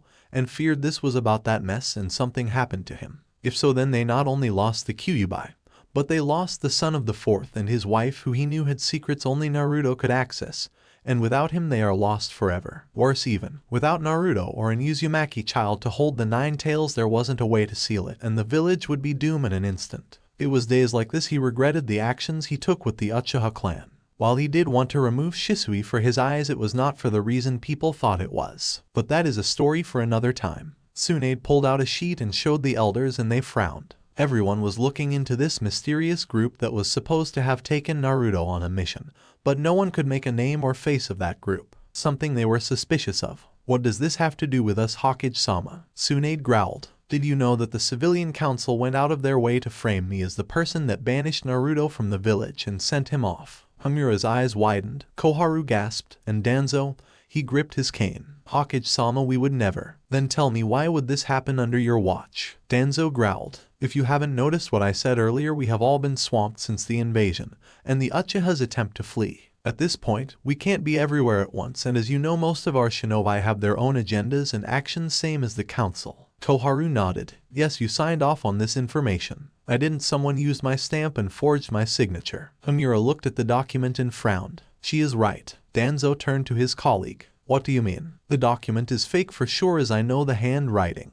I have seen it on the Sibylline Council. This man has connections to the fire capital, meaning that most likely he is solely responsible for this mess." The group frowned with Jiraiya growled. "Well, that doesn't change our situation. Naruto is gone. We have no idea where he is, and worse, if our allies find out." Danzo's eye widened. "We would be in serious trouble." Danzo was no fool. Naruto had made them many powerful allies through the last few years. Wave for trading, Spring for their trading, some other minor countries, and even Taki having renewed faith in them along with Hot Springs country. They couldn't afford the scandal between all of this and their renewed dealings with Suna. Naruto's allies would turn down their trade agreements, allies would withdraw their support, and this would bring more trouble financially to their country, and worse, bring their lord down from his palace. While the old fire daimyo wouldn't bother with dirting his hands with things and saw it as beneath him, that is not the case of his successor, who was his son. While young, the man was feared through their kingdom as someone rebuilding their nation and their policies. He already executed nobles that tried exploiting him and using his name as a means to further their standings. Overall, if he finds out about this failure, the Hokage screw up, and their lack of knowing, this could mean their termination via hanging. Or worse, Danzo knew that this was really bad. Hamura and Koharu were pale, so he knew that they knew the same thing he did. If they didn't find Naruto, things would get worse for them in the long run. I suggest we bring the council together. Hamura pushed his glasses up. We need to find out where they sent him and get him back as soon as possible, while also clearing up the misunderstanding of what happened. Jiraiya sighed. Wish it were that simple, but they'll never admit to a single thing. Even if we try to force the issue, they can bring the Lord down and pin everything on us due to the documents and alike. We would be the ones in most trouble. If we do nothing, then we are still going to have to answer our Lord. Jiraiya nodded. I know that, Koharu, but at this point we are stuck unless we can produce evidence of treason with them other than speculation. Danzo frowned. He agreed with this statement and knew that time was of the essence. If you wouldn't mind. The room turned to him. I can try and find the evidence we need. That way we can convey the council and solve the issue immediately. We need something to prove their treason is real through other actions and thus pass doubt on them if the Lord was to come to Konoha. Tsunade nodded and Jiraiya raised an eyebrow. How do you propose to pull that off? The man sighed. If you are willing, I can have those that are still with root training to come out and help. I swear on the will of fire and the beliefs of my late sensei, they will find this information for us and bring it to us to help undo this mistake. Tsunade growled. Not like we have a choice, but fine. But the minute you try some stupid shit. Danzo shook his head. Contrary what you may think, I will put Konoha first before my own ambition. So please, let me get started on this and so we can find the boy. The two Sannin nodded their head and Danzo quickly excused himself to find remnants of his route to help deal with this very personal matter. Flashback end. Following this meeting, Danzo had found tons of evidence they could use and even witness testimonies they can use, but the problem was getting their lord to come down without sparking up rumors. The minute their lord showed up and their ninja headed out, there was no doubt word will get out to their allies and enemies, and this was going to lead to more trouble. But she was confident that they could settle this matter quickly. Brat, wherever you are, please be safe. A poof of smoke appeared on her desk and she saw two toads. Tsunade-chan, please summon Jiraiya here, we must speak to him. The woman stared at the toads and headed out of the office to find her teammate, who was most likely in his favorite spot right now, his student and wife's graves. She wondered what did he do to piss off the toad elders now. Little did she know things were about to get a whole lot more hectic. Naruto and his new friend arrived back at the house, and after some conversing, he was allowed to stay in the same room as Naruto. Both had settled into the room quickly and Naruto made sure that the family gave them some privacy upstairs as they needed to talk. Looking at the man, he frowned. Alright, I think we are alone. He nodded his head. So, I guess my big question for you is, who are you? And no one.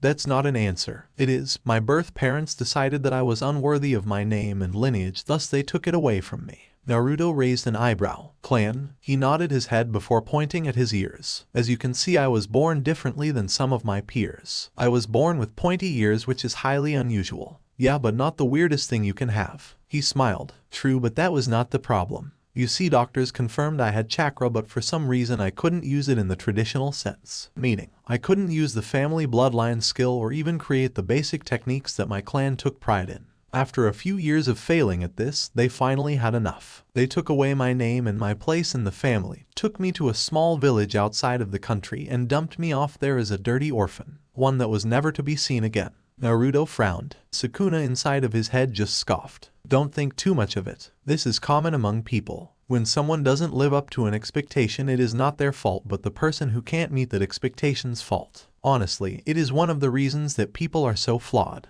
They create these ridiculous ideas that you have to reach this point because everyone else can. What is so wrong that someone can't reach that point and maybe they can reach a different point or even reach a spot that has never been claimed in their family? Yeah, that is cruel, but I wonder. Naruto looked at the man's face and he saw something in it and his skin tone that was vaguely familiar to him. Do you know what the clan's bloodline technique was? He nodded his head. Yes, it was an ocular bloodline, one that they called the Sharingan. Supposedly, the founder of the clan had this power gifted to him from the Sage of Six Paths. Sukuna growled in annoyance but sighed. That much is true. Really? Yes, I met the boy a long time ago. Indra, if my memory serves me right. He was a spirited one, wanted to gain strength to achieve his goals and protect those close to him. However, his father chose his brother due to their similar ideals and due to this drove his son away.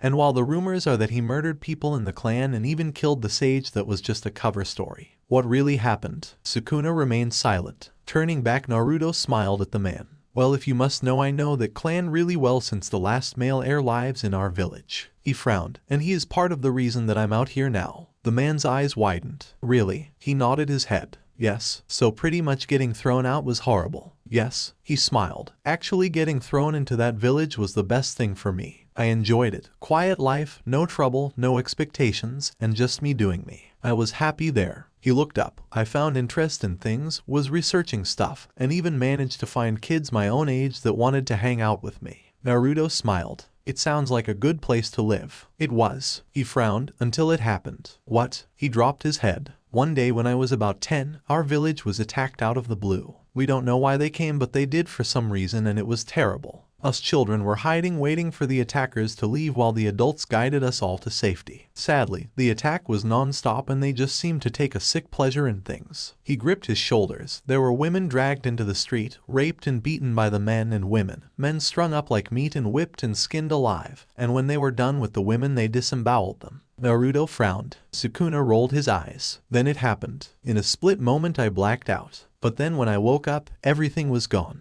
Tears leaked out of his eyes. The children were dead, the bandits were dead, and the adults were dead. I don't know what happened or how it happened, but for some reason it did happen and I knew I had to be responsible. There I was sitting in the middle of the bloodbath with blood on my hands and on my body. Nothing else could explain the situation. Naruto frowned harder and moved over to sit on the bed next to the man. From there, you mourned them. He cried. I did, but it didn't matter in the end. I knew I killed them and I couldn't stop imaging their horrified faces when I butchered them. He cried into his hands. I still hear their voices whispering in my ear, talking about what I did. The evil that I committed against the world. Nothing in my mind will allow me to escape it. Naruto hugged him. You were heartbroken, but what happened after that? I left. There was nothing there now. There was no point in staying, so I wandered off. That is when I learned about the darker side of me. The evil that was dwelling inside and how it was lashing out when my emotions became too much. I couldn't stand it. Nothing in my mind was wanting to let it stand. I just couldn't stand it for anything. Naruto nodded his head while Sukuna hummed. Most likely due to the incident being such high stress, the dark chakra manifested in a time of fight or flight. From this, the chakra lashed out at everyone and anyone that got in its way because he wanted to kill them or wanted them to stop. Either way, it lashed out and overrode his mind for that brief period of time. Meaning it was like he had another entity inside of him. Exactly. Naruto sighed. That's when I met him. Naruto looked at him. Who? He growled. A snake named Orochimaru. Naruto's body stiffened and he looked at him with a dark expression. He remembered him mentioning that along with the no bloodline thing, but he really wanted to get his hand on the snake. Where? He shook his head and pushed himself free of the hug. I don't know, it has been more than 3 years since I last saw him. First he took me an interest in my skills and the abilities that I was developing, but after learning he can't replicate or even use them, he gave up on me. Said he had other things to check out and left me in this dark cave. From there, the guards came to kill me, but after seeing that I could heal from near-lethal injuries, I guess you could say I just walked out of the building without any fear. He looked up. Ever since then, I have wandered the land looking for someone to kill me so that the darkness inside of me can finally be quiet. I understand that, but with it now gone, we can work on control and you can live a life that you want. The man smiled and nodded his head. Yes, I must thank Sukuna for this blessing. And if you don't mind, I would love to travel with you when we leave here. Naruto laughed. Sure, I wouldn't mind a traveling companion. Especially one that can help me with sparring and improving on my basics. Indeed. The two talked some more and after a few hours they ate dinner with the family and were enjoying the peace and quiet of the night. Naruto did have a thought of what to call his new friend, but he wasn't sure yet. But he would just call him his friend for now, and in time, they would find him something that fit him. But for now he would get some sleep, as tomorrow he was training in his third element now and working on his Kai, chakra blocking striking techniques. Konoha, Tsunade and Jiraiya were staring at the elder toads in shock. You found Naruto? Han nodded his head. Yes, Tsunade, but at the request of the boy we have agreed to not tell you where he is. Jiraiya frowned. But why? Surely he would want to return home to his friends. After what the boy went through, it is the last thing he needs. Ma pointed her staff at them. You two failed him spectacularly and so did everyone else. We understand preferential treatment is not something you can give, but can you honestly say that it is alright to barely train the boy when you know people are after him? Well, I taught. Yes, we know you taught him the racing and something he had to master on his own without too much guidance other than the basics. Same with summoning. Bunta wants to talk about throwing a potential summoner down a hole with spikes as a way to summon.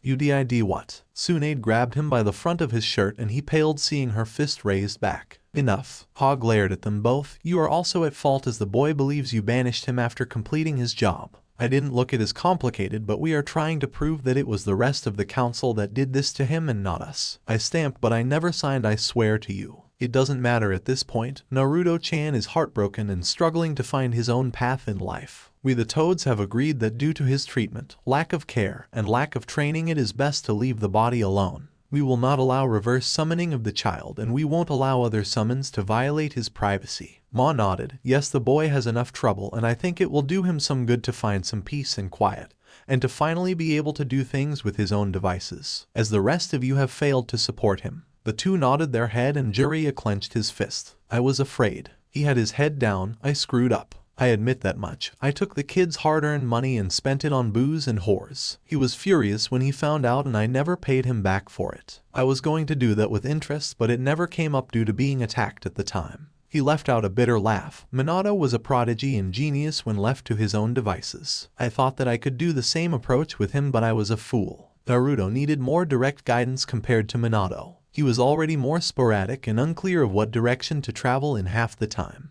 Looking back, you're right, I was a shit teacher, one jutsu and a summoning, and I'm expecting him to be ready for S-class enemies with his shadow clones. He laughed darkly at this and the Toad saw the somber look in his eyes. After failing as a teacher so many times, flashes of Konan, Nagato, Yahiko, Minato flashed before him, failed as a student. Hiruzen appeared in front of him and he could see the disappointed look, failed as a teammate. Seeing Orochimaru scoff while Tsunade remained distant to him. Seeing all of this time and time again and not being able to actually do something right without it coming back to haunt me. I guess I just stopped trying so hard. I'm pathetic. I got all hot and bothered by his disappearance and the treason, yet I didn't do shit for him as his godfather and his father's teacher. Tsunade walked over to him and hugged him. I can't speak as a student as you were a shitty one, teammate though. You're more loyal than Orochimaru ever was. You were the one that pursued him until it ate you alive. As for teacher, yeah, I think that your mistakes are what caused this, but that doesn't mean you're a terrible person or don't have the right to feel bad.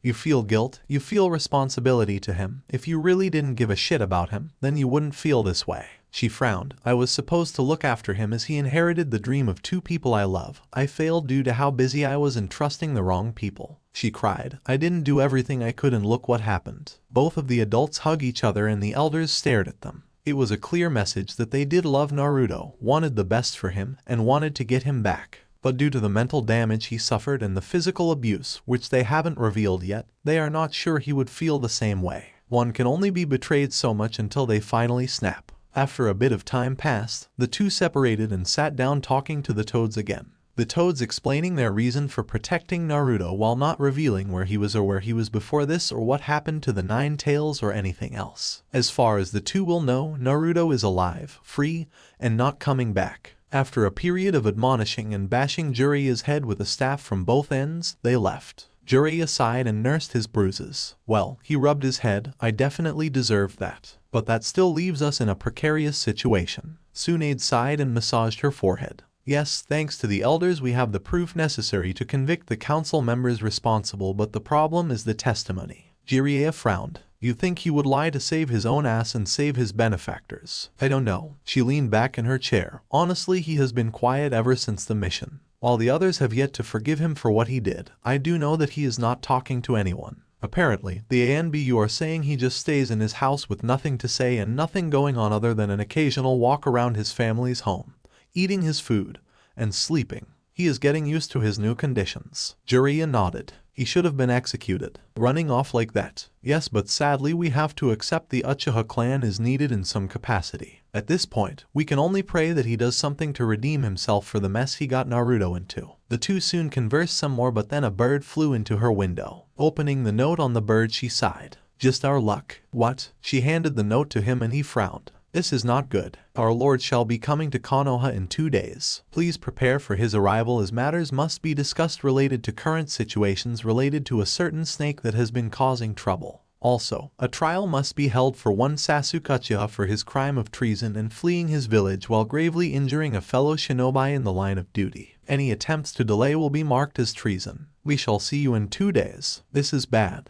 We have to speed up the timetable. Yeah, get Danzo and those other two in here. Jiraiya nodded his head and after sending a shadow clone out to round them up, the elders arrived promptly. Danzo, he was shaking, and the room noticed. What's wrong, Danzo? I'm angry, Hamura. The two elders frown, knowing Danzo since childhood. They have never seen him in such a state. What's happened? All the evidence I have compiled is staggering. Some of the council members under the civilian banner helped sneak people into the village, meaning they were the reason that some of the rogue element was able to appear out of nowhere. The group frowned at this information. This could be more problematic, not just for the council but for them too to overlook such an important and critical security flaw. Especially if they had gotten the lord killed during the exam or people of the court, then they could be facing greater problems with the village maybe liquidated for their failure. More to add to the pile. Yes, Hokage-sama. Hamura sighed and rubbed the bridge of his nose. Honestly, this is just the worst piece of information that we can stumble on. If the other nations find out about this, it could be seen as we intended to allow the assassination of important figures to ascertain more power, or we are that weak and stupid. Koharu sighed.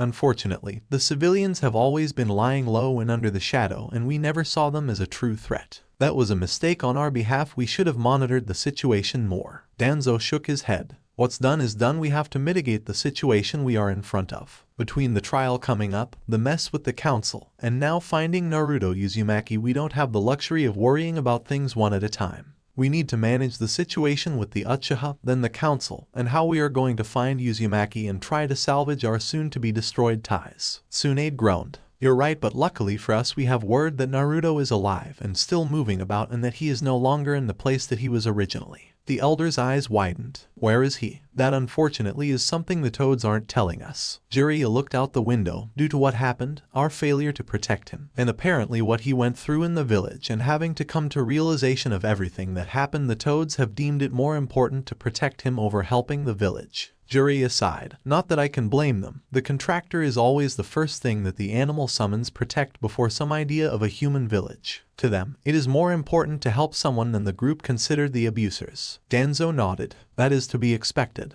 Danzo, you can't be serious. Danzo turned to his oldest friends. I am. Having a contract myself, I know the importance of summoner, and summon, and Jiraiya is right. There is nothing we can do to convince the toads otherwise, and considering they are one of the highest summons in all the land, it makes sense that other summons would heed their will. Koharu and Hamura grunted, not understanding, but seeing Danzo relent they did as well. Tsunade sighed. The good news is he is safe and alive, which means all we have to do is find him after this mess is settled. But first comes the trial. Our lord will be here in 2 days. He will personally overlook Sasuke, in fear that someone from the council will try to give him a slap on the wrist for everything he has done. Hamura nodded. I agree, but I also disagree. We can't afford to lose the boy as well. Koharu frowned. The boy is a traitor just like the rest of his clan. Danzo sighed. Maybe so, but that doesn't mean we can afford to lose Sasuke. He looked at everyone in the room. I don't think I have to explain the importance of the Sharingan to everyone, and I don't think I need to explain the reason we still need an Uchiha with the other nations on us about our own tailed beast. The group nodded, and he continued, more so, I do agree the boy must be punished for his actions. We can't just let him get away with running off to a traitor like Orochimaru, a man that murdered my teammate, and say it is just the cursed seal. We have seen in Anko the power of the seal is based on the resistance of the user. So far he has shown no resistance to the seal or willing to suppress it, meaning he was fully aware of his actions and his behavior. Henceforth we must try him as appropriately as possible. He looked and saw everyone nodding their heads. Continuing, he stated, but we can't ignore his importance and the status of the Uchiha clan.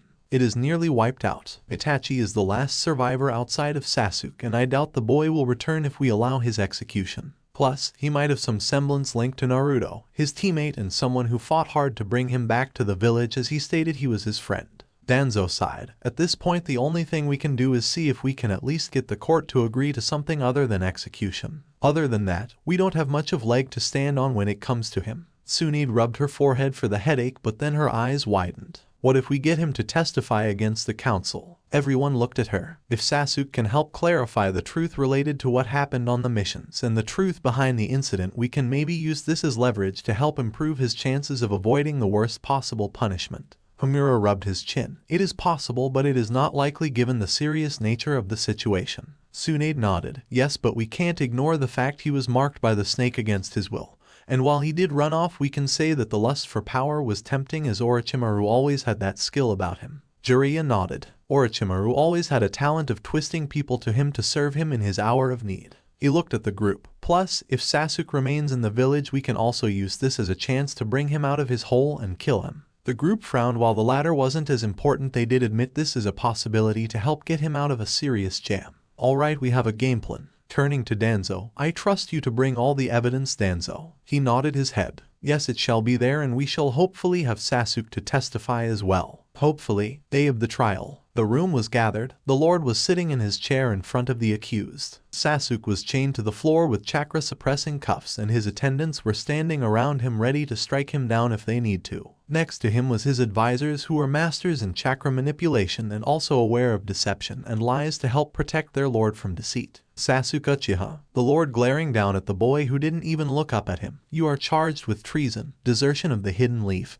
and attempts of murder against a fellow shinobi. How do you plead? The shinobi council just stared uncaring at the boy. He had endangered most of their children and wasted resources trying to retrieve him. They held nothing but disdain for the boy. The civilian side wanted to assign him a lawyer to help through the proceedings, but surprisingly Sasuke declined the offer and stated he was just wanting to be alone. Not knowing what he was thinking, they waited as they were fearful of what he had to say. The elders watched neutrally while Tsunade and Jiraiya just watched with blank expressions. Sasuke, on the other hand, slowly lifted his head up and saw his lord's black beard and his elegant battle robes. The man had a long staff with a blade at the end of it sitting next to him. Sasuke just stared for a second before sighing. Guilty. This sent the room into shock. The elders were baffled. Tsunade couldn't stop gaping. Jiraiya's eyes popped out, and the shinobi council about lost their minds. The civilians were screaming, telling the Lord to disregard as they think he was sick and not well. The Lord wasn't surprised, but he was growing more agitated with all the voices, so he slammed his hand down. Silence. The room went quiet and he turned back to the boy. Why do you plead guilty? You know what awaits you if the charges are proven. Yes. Sasuke looked up. If I may, I would like to speak freely. The Lord stared but nodded his head. Thank you. He took a deep breath. Being alone in my house, I had a lot of time to think. A lot of time to really grasp what had happened. To really put in perspective what I did. To be honest, it horrified me. He looked at the room. I could apologize for what I put you all through, your children through, and what I put the village through. But I can't, as we all know it doesn't matter at the end of the day. I did what I did, all because of my own vanity and greed. He gritted his teeth. Back when I was in the school, all my life I was praised as a prodigy. Someone that could do things no one else could and always striving for the best. He smiled. That's when I met Naruto. The room raised an eyebrow at this comment while the Lord's council was growling. What does he have to do with your guilty plea? Simple, he made me be honest. Naruto was a guy I saw as a loser and idiot, always stupidly challenging me to fights. I grew to be annoyed by his presence, but in the end, I realized I was wrong. He was the reason that I tried so hard, because like me, Naruto had tremendous talent and skill, but he was never taught properly. That's why I sometimes showed off to show him what he needed to do to get further ahead. He smiled. I heard how he copied a move I stole and modified during the prelims, which shows how closely he follows my moves. The room nodded their heads at this comment. It was no secret the two had a rivalry, even if it seemed one-sided. Sasuke, however, proved it wasn't. After the exams, things changed. I saw all the progress I had made paled to Naruto's progress, and how his victory over Gaara more than proved he had grown more than I had. I grew jealous of his attention and skill he was developing, and wondering why I couldn't catch up with his improvement. That is when I followed him after I heard Itachi was after him. I didn't know why, but I wanted to fight Itachi to avenge my clan, but to also protect Naruto from fighting him. I knew how strong he was and knew the chances of winning were low, but if I could stop him from getting close to Naruto even by the smallest amount, then I could live with that. I already did it once in Wave. I would do it again. The room was surprised by his honesty and the sheer devotion he was showing to someone that was an idiot in his eyes. After our fight at the hospital, I saw how much more he was progressing, and though I needed a new approach. That is when I remembered the mark and Orochimaru's offer. I won't lie, I did remember how he killed the third, but I was blinded by my desire of power, and my desire to get stronger in order to defeat Itachi, that I just didn't care at that point. Sakura even wanted to go with me, but I knocked her out knowing it was for the best. But sadly Naruto followed like he always did. He smiled and the court saw tears flowing down his face, but in the end I treated him like garbage. He held back from killing me. He weakened his Rasengan not to kill me on his first hit. Avoid using the power he has inside of him and more. He just seemed to try so hard for me, and all I did was push him away. He smiled. When he dragged me back, I made one promise in that moment. I would own up to everything I did and what I did. Then I would dedicate my life to atoning to Naruto for disregarding the only family he had and going with the man that took that from him. He bowed his head. I can't express my sorrow, my rage to the snake and Itachi, but I know that if I don't change, nothing will ever be the way it could be, so I thank you for letting say that at least. The Lord looked down at the child and a small smile appeared on his face. I see. He laughed. You are honest, good. However, treason is still treason, so we have to judge accordingly regardless of your lineage. Tsunade stood up. My lord, if I may, there is something that must be addressed since you are here. The man raised an eyebrow and nodded. Tsunade walked to the center of the room and glared at the civilian council. As you all know, Naruto stopped Sasuke from fleeing the village and was sent on a mission to become a chunin with an unknown team, correct? Yes, the mission that was assigned more than 9 months ago. Hayashi, the Hyuga head, frowned. Now that you mention it, we haven't heard a thing about him or the team that was sent with him. Tsunade sighed. I'm afraid there was a misunderstanding. While I did sign off on a mission, there is no such sect of ninja in our village. I have looked through the charters and 2 have been dead for 3 years, while the other one has never existed as a ninja but a civilian that passed away a year ago. The room was standing up. Are you saying that Naruto is with some unknown group? She looked at Tsum and then her lord and bowed her head. Naruto was unknowingly banished by the hands of the civilian council. Shouts soon erupted and the civilians were shouting at Tsunade. Preposterous, how dare you shift the blame to us when it is clear that you signed the document. The man at the front of the group brought out a copy of the document and smiled. See, it is clear as day that you were the one that signed it. I figured someone would do this, so I had a copy made to ensure our lord that our loyalty was never in question. The lord stared at the document in his hand and motioned to his aide. He quickly snatched both documents and looked through them. After a few seconds he frowned. My lord, the one that the civilians have shown. Yes, it is a forgery. Huh? The counselor was pale and shouting, liar. You're just doing this to discredit the council. He glared at him. I know Tsunade's handwriting since we have been getting reports about the backlash of the invasion and all the information she is gathering from that mess. This is clearly not hers, as I know this one look more like some documents other people have signed recently. He glared. I do wonder how you managed to copy her signature so much. Tsunade sighed.